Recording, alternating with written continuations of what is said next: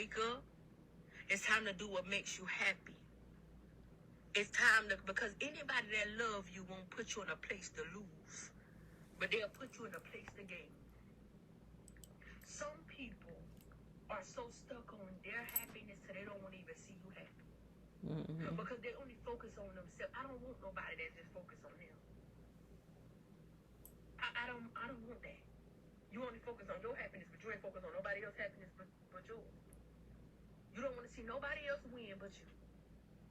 I don't need that type of group.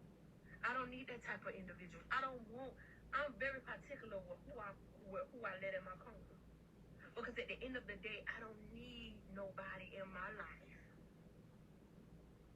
that's going to belittle me or make me feel less than who I am when I know God created me and God let me know who I am every day. Why would I sit here and allow you to hurt me and put me down and make me feel less than who I am? Mm-hmm. That's not going to work. I'm sorry, but no. No. We all have been through something in our life, baby, and I ain't going to sit here and say we did. But, baby, it comes to a point where I said, hold on, wait a minute. I'm not finna keep going through the same thing over,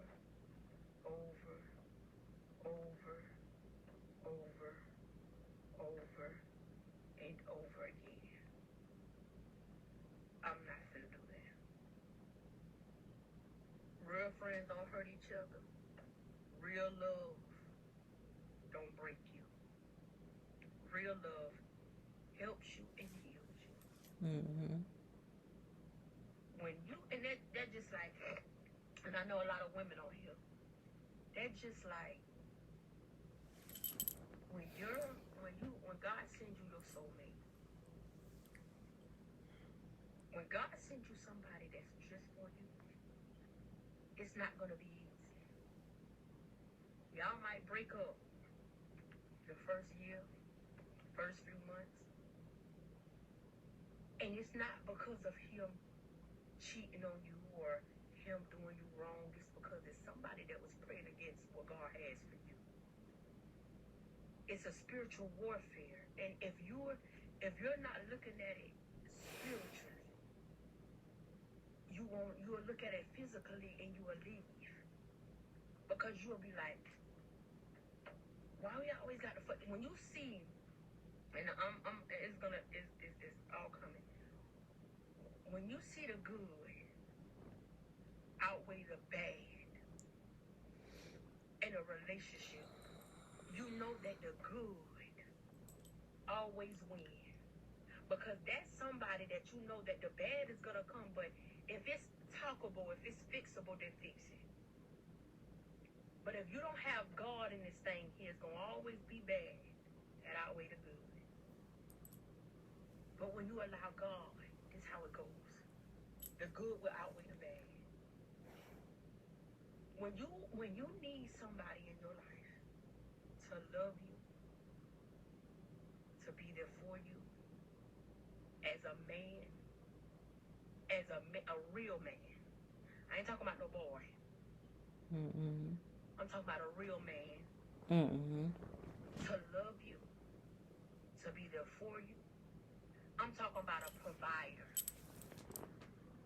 A provider that provides for you.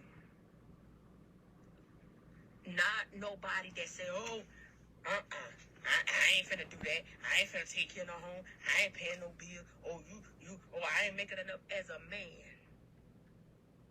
you want this woman to do everything. Cook, clean, submit. I ain't submitting to nothing that ain't my husband, for one. But two, if I carry the girlfriend title, I'ma talk and speak like a girlfriend. You understand me? I'ma motivate you from here and there. I understand that. But as a wife, it come top notch. As a wife, I'm your helpmate. As a wife, I'm your covering. As a wife, I'm your interceder. As a wife, I do wifey duties. But some of y'all doing wifey duties in a relationship that ain't even worth 2 cents. And I'm just being honest. Sometimes we give more than somebody give to us. We give more to a relationship than a person giving to others. And you got to realize that when God sends you somebody, that man gonna match to you. That man gonna match to you. He's not gonna be divided from you, but he's gonna be equally yoked to you. He's gonna be equally yoked to what you was praying. Let me tell you something. Let me tell you something. When I had to sit back, and I'm just being honest. I had to sit back and I had to talk to God. And I had to tell God. And I had to talk to God. With my ex-fiance, for example. I had no bad talk, no negativity. But let me tell y'all something. When God sends you somebody that's equally yoked to you, it's going to be people and things that's going to come against it. And you're going to be so caught up in the argument and yelling and fighting until you don't really realize, like, where all this coming from? I had to sit back, y'all. And I had to really, it's been a year now. And I had to sit back. I said, I was praying for a good man. And I'm just going to be real with y'all. I was praying for a good man for a long time. And this man that I was praying for, I asked God to send this man. No matter how he came.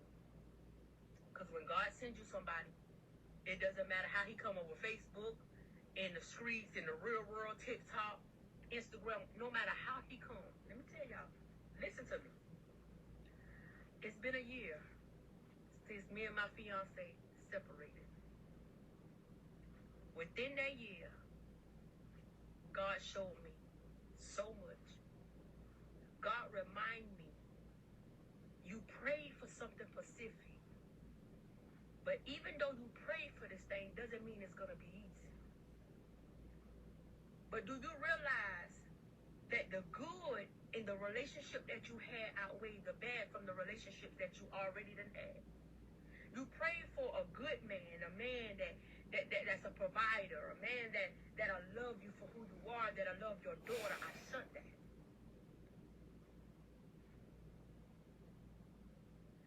I shut that to you. But you didn't realize that what was going to come with the man that I sent to you. The jealousy, the hatred, the down talk, the confusement, the arguing. The yellow going to come out of nowhere because it's not a physical fight, baby. It's a spiritual fight.